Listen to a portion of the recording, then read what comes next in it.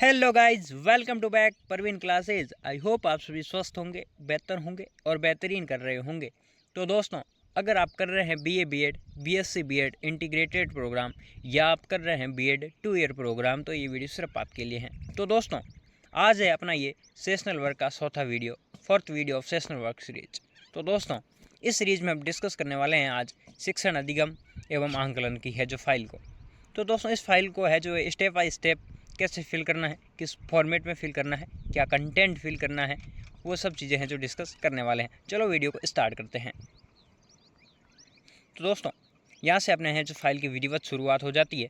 दोस्तों, अधिगम का अर्थ क्या होता है और उसके कितने हैं प्रकार है, वो चीज़ हम यहाँ डिस्कस करेंगे। दोस्तों, पहले हम जान लेंगे कि यह जो अधिगम का अर्थ क्या होने वाला है। दोस्तों, अधिगम अधिगम को है जो अपन बेसिकली लर्निंग कहते हैं। लर्निंग का अर्थ अनुभव, अभ्यास और प्रशिक्षण के माध्यम से व्यवहार में क्या करना है। दोस्तों, अपेक्षाकृत स्थायी परिवर्तन है जो क्या है, लाना है। दोस्तों, ये एक निरंतर चलने वाली प्रक्रिया है जो व्यक्ति के वातावरण में समायोजित करने में मदद करती है और इसके मुख्य प्रकारों में ज्ञानात्मक और भावात्मक और है जो क्रियात्मक अधिगम है जो शामिल हैं। दोस्तों, बेसिकली देखा जाए तो अधिगम क्या है, तो आपने देखा कि अधिगम क्या चीज़ है और फिर अधिगम का अब मीनिंग क्या होता है, वो चीज़ हम डिस्कस कर लेंगे। दोस्तों, अगर सरल अपन डेफिनेशन दें अधिगम की, तो दोस्तों सामान्य भाषा में अधिगम का अर्थ है जो सीखना है। आप है जो मेनली अगर लर्निंग है, अधिगम का अर्थ क्या होता है दोस्तों, लर्निंग या सीखना है। वैज्ञानिक दृष्टिकोण से अधिगम क्या है दोस्तों, वो चीज़ें में डिस्कस कर लेंगे। अनुभव और प्रशिक्षण के द्वारा व्यवहार में होने वाला है जो परिमार्जन या है जो परिवर्तन ही क्या है दोस्तों, अधिगम है।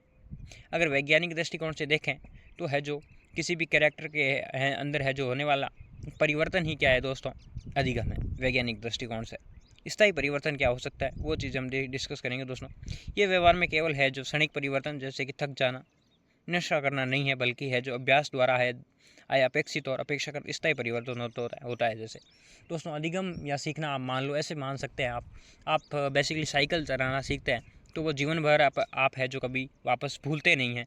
वो आपके है जो करेक्टर में वो चीज़ आ जाती है। आप 10 साल बाद भी है जो साइकिल चलाएंगे तो आराम से आप चला पाएंगे। यही है दोस्तों क्या है, लर्निंग है, अधिगम हो गया आपका। और एक नशा नहीं है, मतलब कि आप नशा एक शॉर्ट टाइम एनर्जी देता है और ये है जो कुछ टाइम बाद क्या हो जाता है दोस्तों, ख़त्म हो जाता है। इसके कहने का मतलब यही है स्थायी परिवर्तन का। और निरंतरता, ये जन्म से लेकर मृत्यु तक चलने वाली है, कोई जीवन पर्यंत प्रक्रिया है। बिल्कुल, आप है 10 साल की उम्र में अगर साइकिल सीख जाते हैं तो आप है जब तक जिंदा हैं तब तक आप साइकिल चलाना सीखे रहेंगे, कभी भूलेंगे नहीं। उद्देश्यपूर्ण, अधिगम के पीछे कोई ना कोई है जो आवश्यकता या उद्देश्य अवश्य होता है। आप मान सकते हैं कि अगर आप लर्निंग करते हैं तो उसके पीछे कोई ना कोई आपका क्या है दोस्तों, ऑब्जेक्टिव है कि आप उसको क्यों सीख रहे हैं। अधिगम की है जो प्रमुख परिभाषाएं हैं, जो डेफिनेशन है, जो कौन कौन सी हो सकती है, वो चीज़ हम डिस्कस करेंगे।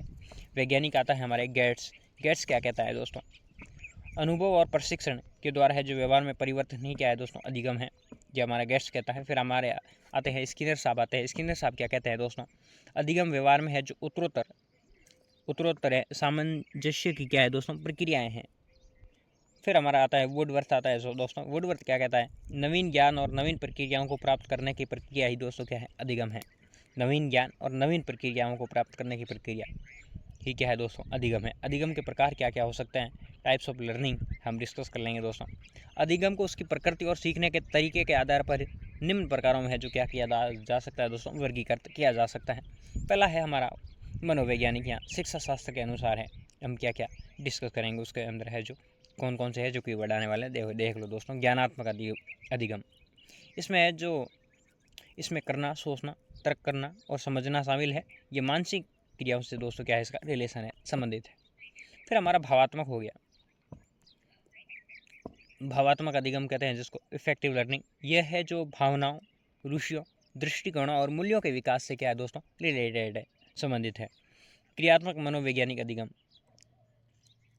दोस्तों इसमें है जो शारीरिक गतिविधियों, कौशल और दक्षता को है जो सीखना शामिल है, जैसे कि टाइपिंग, साइकिल चलाना। दोस्तों, मैंने आपको है जो ऊपर साइकिल चलाने का उदाहरण दिया था, ये क्रियात्मक अधिगम का क्या है दोस्तों, उदाहरण है। इसमें है जो शारीरिक गतिविधियों, कौशल और है जो दक्षता को सीखना शामिल है, जैसे कि साइकिल चलाना हो गया आपका, टाइपिंग हो गया, जो भी सीखने की प्रक्रिया के आधार पर। अब हमारा दूसरा टाइप हो गया, इसके आधार पर है जो कितने टाइप हो सकते हैं। तो दोस्तों, प्रत्यात्मक सीखना में है जो हिंदी में सही है जो प्रोनाउंस नहीं हो रहा है मेरा, तो आप देख कर लिख लेना। देख कर, सुनकर और स्पर्श करके ही सीखना है दोस्तों। क्या होना सीखना ही क्या है दोस्तों, सॉरी है जो, हाँ आप सामने स्क्रीन में दिख रहा है, आप नोट कर लीजिएगा। प्रत्यात्मक है जो विचारपूर्ण सीखना, कॉन्सेप्चुअल लर्निंग कहते हैं इसको, जब हम तर्क चिंतन और कल्पना के आधार पर है जो अमूर्त बातों को सीखते हैं दोस्तों। जैसे कि कोई भी चीज़ सीखने के पीछे कॉन्सेप्ट होता है, वो हमें दोस्तों विजुअल नहीं होता है कोई भी ऑब्जेक्ट, लेकिन हमें उस कॉन्सेप्ट के बेसिस पे हम उसको क्या है दोस्तों समझते हैं। इसके अंदर है जो साइंस की है जो पूरी का पूरा कॉन्सेप्ट इसके अंदर आता है, जब हम तर्क और चिंतन कल्पना के आधार पर अमूर्त बातों को सीखते हैं। और सहस्रात्मक सीखना, एसोसिएटिव लर्निंग के बारे में जानते हैं दोस्तों। पुराने है जो ज्ञान और अनुभव के माध्यम से है जो नए तथ्यों को जोड़कर सीखना। दोस्तों हमारे पास जो भी है जो पुराना नॉलेज है, उसको है जो नए तथ्यों के साथ जोड़कर कोई भी है जो रिजल्ट तक पहुंचना ही दोस्तों क्या है, सहस्रात्मक सीखना हो गया। अन्य प्रकार कौन कौन से हो सकते हैं दोस्तों। सोशल लर्निंग हो सकता है हमारा, सामाजिक अधिगम कहेंगे जिसको, दूसरों के व्यवहार का निरीक्षण और अनुकरण करके सीखना, मतलब कि देख कर सीखना ही क्या है दोस्तों, सामाजिक अधिगम है। शाब्दिक अधिगम, शब्दों, संकेतों और भाषाओं के माध्यम से सीखना ही क्या है दोस्तों, शाब्दिक अधिगम है। फिर अधिगम की है जो विशेषताएं क्या क्या हो सकते हैं, अधिगम के है जो करैक्टर्स क्या क्या हो सकते हैं, वो चीज़ हम डिस्कस करेंगे दोस्तों। अधिगम सक्रिय प्रक्रिया है न कि निष्क्रिय है, जो ये क्या है दोस्तों, एक्टिव है जो क्या है दोस्तों, रिएक्शन है, ना कि है जो निष्क्रिय प्रक्रिया है कोई भी। ये एक सार्वभौमिक है जो हर जीवित प्राणी में होती है। ये है जो और जितने भी लिविंग है जो ऑर्गेनिज्म है उसमें है जो पाई जाती है, ये सार्वभौमिक है, हर एक लिविंग है जो ऑर्गेनिज्म में ये चीज़ होगी। अधिगम व्यवहार के है जो सकारात्मक और नकारात्मक, पॉजिटिव और नेगेटिव दोनों तरह के है जो परिवर्तन ला सकता है।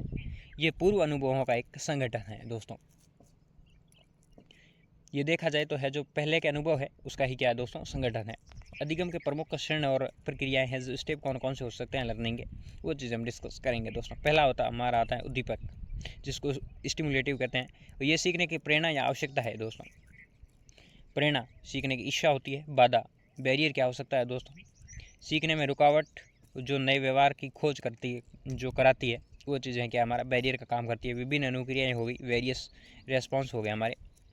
समस्या के समाधान के लिए अलग अलग प्रयास करना। पुनर्बलन, जिसको क्या कहेंगे दोस्तों, रेनफोर्समेंट कहेंगे इसको, सही अनुक्रिया को सुदृढ़ करना। व्यवहार में परिवर्तन, सही ज्ञान या कौशल का है दोस्तों क्या है, अधिगम है। अतः अधिगम व्यक्ति के सर्वांगीण विकास में सहायक होता है। अधिगम जो ज्ञान, कौशल, आदतें और है दृष्टिकोण प्राप्त करने की एक सतत आजीवन प्रक्रिया है, जिसके परिणाम स्वरूप व्यक्ति के व्यवहार में अपेक्षाकृत स्थायी परिवर्तन होता है।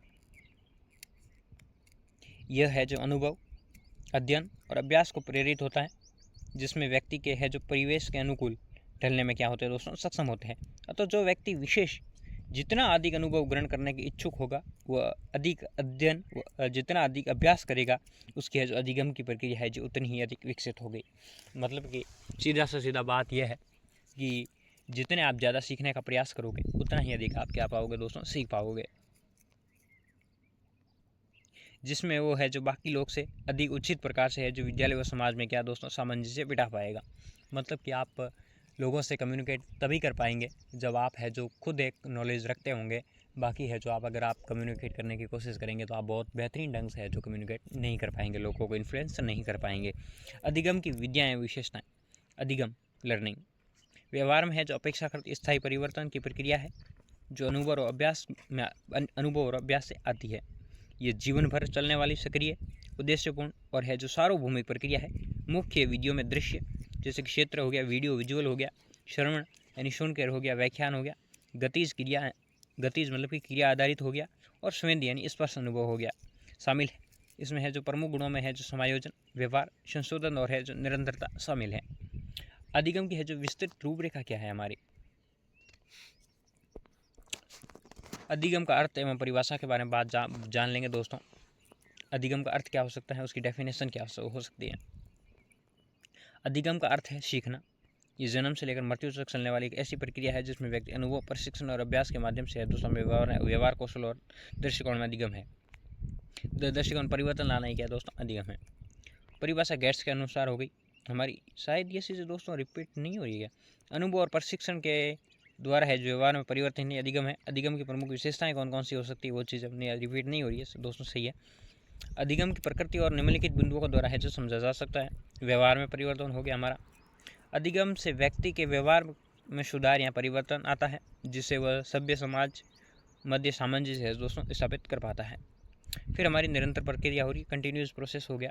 ये जन्म से मृत्यु तक है जो निरंतर चलती रहती है। जो मनुष्य है जो जन्म से लेकर मृत्यु तक लर्निंग करता रहता है, कुछ न कुछ है दोस्तों सीखता रहता है। यह है जो लाइफ टाइम चलने वाली प्रोसेस है। उद्देश्यपूर्ण अधिगम हमेशा किसी न किसी है जो उद्देश्य गोल की प्राप्ति के लिए किया जाता है दोस्तों। आप है जो बीएड कर रहे हैं तो दोस्तों आप है जो आपका उद्देश्य क्या है, आपका उद्देश्य टीचर बनना है, तो आप है जो पहले मेहनत कर रहे हैं। मैं मतलब ये देखा जा सकता है कोई ना कोई आपका ऑब्जेक्टिव, कोई ना कोई उद्देश्य होता है आपके लर्निंग के पीछे, सार्वभौमिक यूनिवर्सल होता है। सीखना केवल मनुष्य तक सीमित नहीं है बल्कि पशु पक्षी भी सीखते हैं, बिल्कुल सही बात है। आप ऐसे समझो कि अगर कोई भी पशु कुछ भी गलती करता है, आप उसे मारते हैं तो दूसरा पशु देख कर ही समझ आता है, वो उसको प्रोसेस को दोहराने की बिल्कुल भी कोशिश नहीं करेगा, क्योंकि उसको पता है कि मेरे दोस्त को मार पड़ी है तो मुझे भी मार पड़ने वाली है दोस्तों। समायोजन में सहायक, हेल्प इन एडजस्टमेंट, हर व्यक्ति को वातावरण के अनुसार है जो ढालने में मदद करता है, बिल्कुल लर्निंग। अगर कोई भी है जो अनुकूल या प्रतिकूल अगर आपका एनवायरनमेंट है उसमें आपको ढलना है तो आपको है जो लर्निंग बहुत ज़रूरी है। मान लिया सर्दी में ओढ़ना ज़रूरी है तो गर्मी में कूलर चलाना ज़रूरी है, एसी में बैठना ज़रूरी है। ये सब चीज़ें किस पे डिपेंड करती है दोस्तों, इन्वायरमेंट पे। अनुभवों का संगठन, ऑर्गेनाइजेशन ऑफ है जो एक्सपीरियंस के बारे में बात कर लेंगे दोस्तों। नवीन ज्ञान और पुराने अनुभव को मिलकर ही व्यवहार में क्या है दोस्तों, परिमार्जित करते हैं दोस्तों। मतलब कि आपका पहले का ज्ञान क्या है, अब आप क्या सीख रहे हैं, ये चीज़ें ही दोनों मिलकर ही आपके व्यवहार में को क्या करते हैं दोस्तों, परिमार्जित करते हैं। मतलब कि आपके व्यवहार को पुनर्निर्माण करते हैं। सक्रियता, एक्टिव प्रोसेस, सीखने के लिए शिक्षार्थी का है जो सक्रिय होना अनिवार्य है, बिल्कुल। आपके अंदर वो है जो इच्छुकता होनी चाहिए सीखने की। आप है बिल्कुल कोई भी ऑब्जेक्ट के प्रति क्या होने चाहिए दोस्तों, एक्टिव होने चाहिए, तभी है जो आप उसको है जो सीख पाएंगे उस चीज़ों को। व्यक्तिगत और सामाजिक, ये व्यक्तिगत भी है और सामाजिक अंतक्रिया से भी है जो बढ़ता है, बिल्कुल। ये एक लर्निंग एक व्यक्तिगत भी है प्रोसेस है और एक सामाजिक प्रोसेस भी है। अधिगम की विद्या क्या क्या हो सकती है, मेथड ऑफ लर्निंग क्या क्या हो सकते हैं। अधिगम विधियों का अर्थ है सीखने के तरीके। व्यक्ति अपनी है जो इंद्रियों रुचियों के अनुसार है जो अलग अलग तरीकों से दोस्तों क्या करता है, सीखता है। दृश्य वीडियो की विजुअल लर्निंग हो गया, देख कर सीखना, जैसे कि चार्ट, ग्राफ, मानचित्र और वीडियो के माध्यम से। श्रवण विधि हो गई। ऑडियोटरी लर्निंग हो गया, सुनकर सीखना, जैसे कि हमारा व्याख्यान हो गया, लेक्चर्स हो गए। सर्चा और ऑडियो रिकॉर्डिंग हो गया हमारी। गतिज विधि, इस करके सीखना, लर्निंग टू डूइंग, शारीरिक गतिविधियाँ या प्रयोग के माध्यम से जो सीखता है।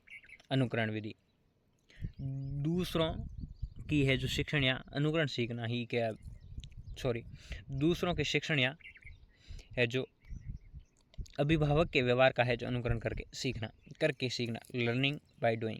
व्यवहारिक अनुभव प्राप्त करना, जैसे कि विज्ञान के प्रयोग। सूझ या अंतर्दृष्टि विधि होगी हमारी, समस्या के समाधान के लिए है जो अपनी बुद्धि या तर्क का उपयोग करना। प्रयास या पुष्टि विधि, ट्रायल एंड एरर मेथड हो गया हमारा, गलती करके फिर सुधार करके सीखना हो गया हमारा। सामाजिक या सहकारी अधिगम, दोस्तों समूह में चर्चा या सहयोग से सीखना। अधिगम को है जो प्रभावित करने वाले कौन कौन से फैक्टर हो सकते हैं, वो चीज़ हम डिस्कस करेंगे। पहला हो गया हमारा लर्नर हो गया, शिक्षार्थी कहते हैं जिसको। परिपक्वता, बुद्धि, प्रेरणा, शारीरिक और है जो मानसिक स्वास्थ्य भी है जो शिक्षार्थी का मैटर करता है लर्निंग के अंदर। शिक्षण हो गया हमारा, टीचर हो गया।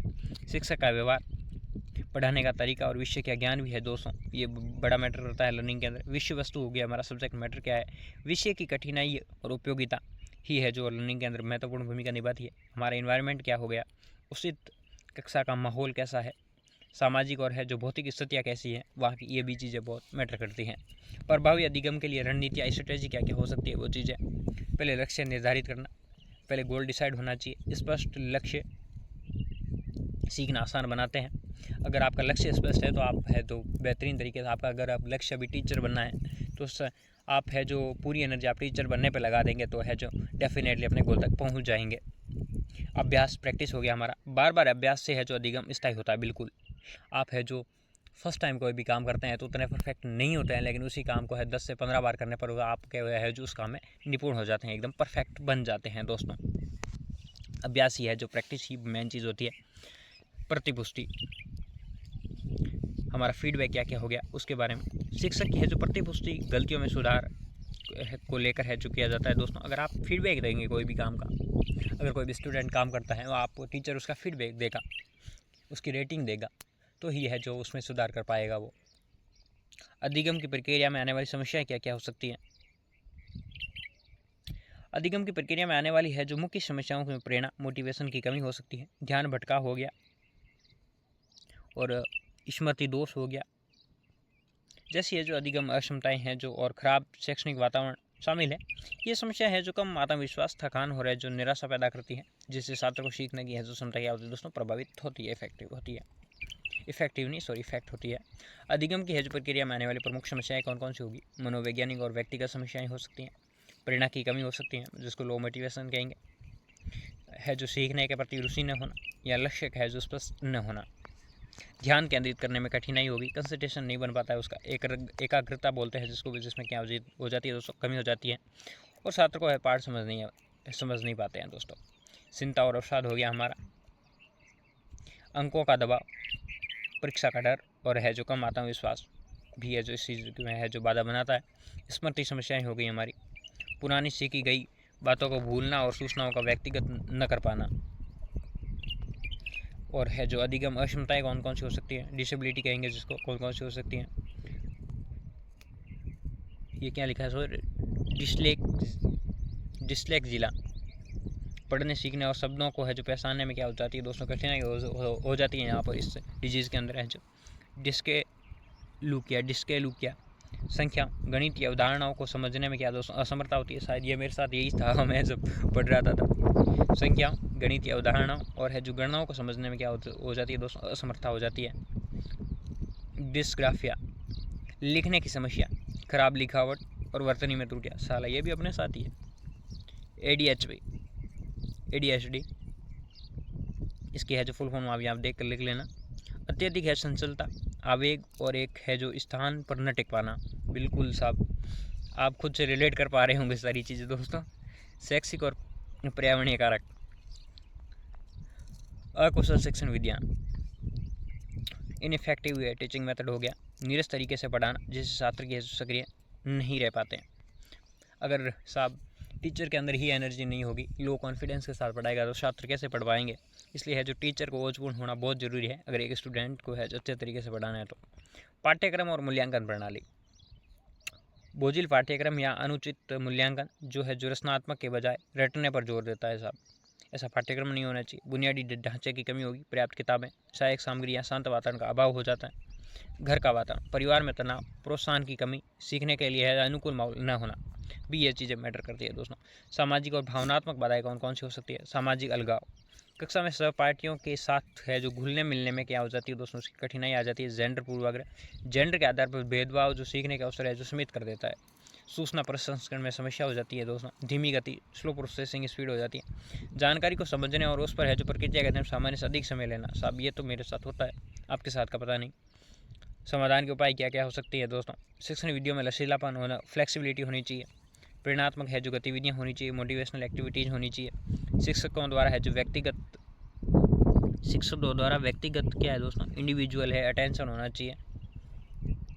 अभिभावकों को है संवेदनशील बनाना, विशेष आवश्यकता वाले बच्चों के लिए है जो उपचारात्मक शिक्षण की व्यवस्था करना, व्यक्तिगत बाधाओं का है जो निराकरण करना, उचित है जो मार्गदर्शन देना, अनुकूल वातावरण का निर्माण करना और संसाधनों की उपलब्धता, निरंतर मूल्यांकन करना, फीडबैक लेना, सकारात्मक है जो पुनर्वर्जन।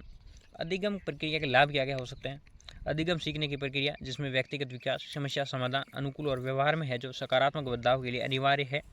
ये एक नए कौशल, ज्ञान और भावात्मक है जो बुद्धिमत्ता है जो विकसित करती है, जिससे है जो आत्मविश्वास बढ़ता है। और ये प्रक्रिया है जो शिक्षार्थियों को सक्रिय रूप से है जो सोचने, आलोचनात्मक दृष्टिकोण अपनाने और है जो विभिन्न परिस्थितियों में बेहतर तालमेल बिठाने में क्या है दोस्तों सक्षम बनाती है।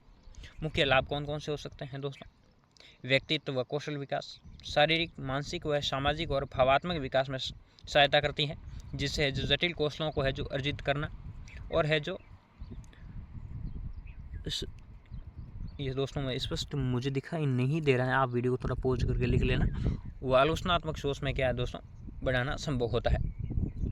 अनुकूलनशीलता, एडेप्टेशन कैसा होता है हमारा, हर व्यक्ति को अपने आसपास के है जो परिवेश के अनुसार ढलने, नए नियमों को समझने और समाज को बेहतर तरीके से रहने में क्या दोस्तों मदद करती है। एडेप्टेशन अच्छी हो जाती है।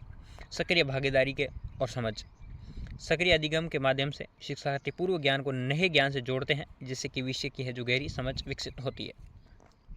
समस्या समाधान और निर्णय लेने की क्षमता, संज्ञात्मक अधिगम के माध्यम से चिंतन, स्मृति और है जो ध्यान में सुधार होता है और समस्या का समाधान कौशल को है जो बेहतर बनाता है। दोस्तों आत्मविश्वास में वृद्धि होती है।